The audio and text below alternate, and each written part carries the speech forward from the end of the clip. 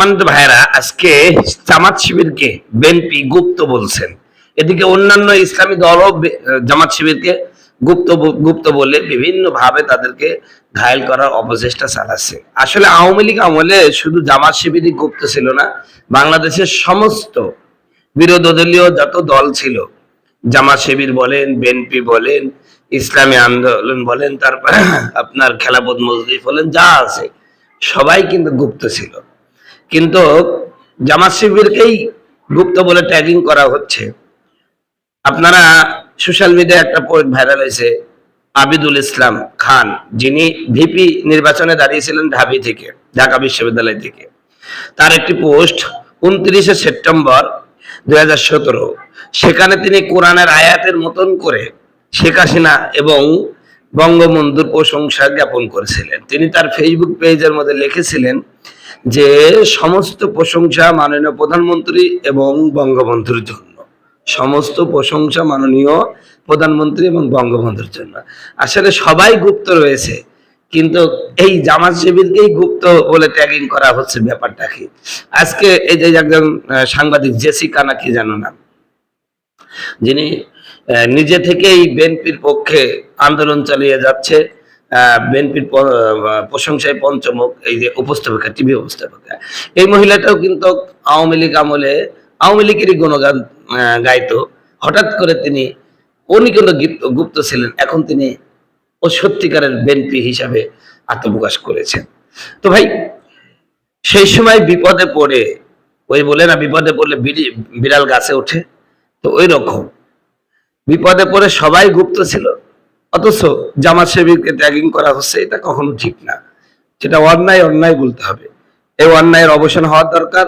ওই গুপ্ত রাজাকার এসব বাদ দিয়ে আসেন সবাই মিলে দেশটা কিভাবে উন্নত করা যায়, দেশের মানুষের মান উন্নয়ন করা যায়। কত মানুষ এই যে বর্তমান গরমের মধ্যে, কত মানুষ এসে বাড়ি ঘর নেই, এখন বৃষ্টি বাদল, কত মানুষ আছে বিভিন্ন রাস্তায় ঘাটে পড়ে আছে, তাদের আবাসনের ব্যবস্থা করেন, মানুষের শিক্ষার ব্যবস্থা করেন, চিকিৎসার ব্যবস্থা করেন। হাসপাতালের অবস্থা শেখ হাসিনার আমলে যা ছিল তার চেয়ে খারাপ হয়ে গেছে।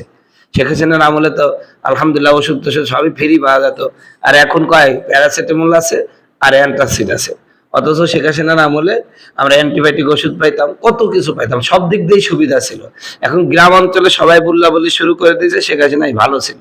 এই যে শেখ হাসিনাই ভালো ছিল, এই কথাটা কেন বলতেছেন? আপনাদের অপকর্মের কারণে। আপনারা আছেন রাজাকার গুপ্ত নিয়ে, এদিকে কিন্তু আবার শেখ হাসিনা কামব্যাক করতেছে। আর এবার কামব্যাক করলে ওই বিএনপি জামাত দেখবে না, সবার বেশি বের করে সাইডে দিবে, কিন্তু বুঝ দিলাম। তো এই জন্য এইসব বাদ দিই, তাড়াতাড়ি দেশের উন্নয়ন করেন। স্বাস্থ্য খাতে শেখ হাসিনা যেরকম করেছিল তার চেয়ে বেশি কিছু দেখানোর চেষ্টা করেন, তাহলে বুঝবো যে না, আপনারা জনগণের চিন্তা করছেন।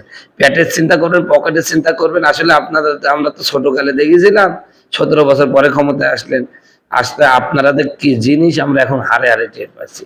হাসপাতালগুলোতে গেলে ওষুধ কিনাই লাগতো না, আর এখন কয় যে প্যারাসিটামল আর অ্যান্টাসিড ছাড়া কিছু নাই। এই তো আপনাদের উন্নয়ন। শেখ হাসিনা এগুলো কি করে দিত? অ্যান্টিবায়োটিক ওষুধ দিত, সবই অনেক সময় দেখা যায় সব ওষুধই দিয়ে দিত। এমন ভাবে সব জায়গায় তার উন্নয়নের ছোঁয়া আছে। আপনারা কি করতেছেন? আপনারা এগুলো করার চেষ্টা করেন। ওই গুপ্ত আর কে রাজাকার কে গুপ্ত, এই দিয়ে খাদ দিবি না আনে, সব দেখবেন যে শেখ হাসিনা আসলে আবার সেই পাটের ভুঁয়ে, লোকের হলো ঘরের কোনায়, এই বনে, এই জঙ্গলে লুকাতে হবে। এই জন্য ভালো কাজ করেন, জনগণ যেন পাশে থাকে, এই একটা অবস্থা করেন দয়া করে। আর কে গুপ্ত আর কে রাজাকার এসব বাদ দেন। আমরা এটা শুনতে চাচ্ছি না, যে ভাল লাগে না।